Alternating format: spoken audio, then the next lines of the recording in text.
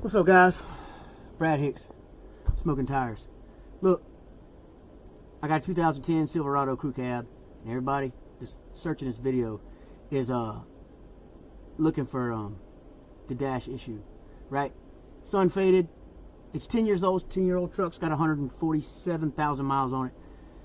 I went to the dealership, $631 after taxes for a new dash. For a new dash. For everything. For a new dash, right? Everything is busted. The dash that covers, the part of the dash that covers the vent was the extra. I didn't have to pay for it. It wasn't broken. But everything else was broken. I hit a bump. My radio would shake around. The dash was bad. Dash was bad. Had holes and cracks in it. I done glued it together 100 times. Anyways, dealership quoted me $900 and some change for labor to change the dash. $900. They said it was a 5.5 hour job, so do the math, $165 an hour, something stupid like that. Times 5 hours, 5.5 hours. 5.5 hours.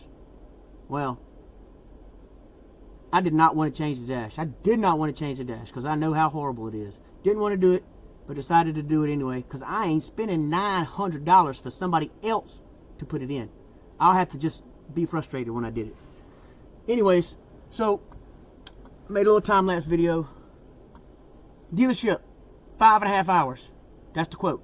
5.5 hours times shop labor equals $891 or something stupid like that. Anyways, I did it by myself from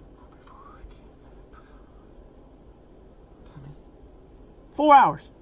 4 hours. Completely installed.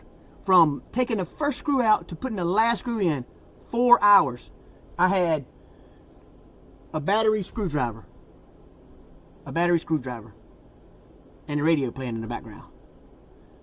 That was it. A magnet to hold all my screws, and that's it. 4 hours.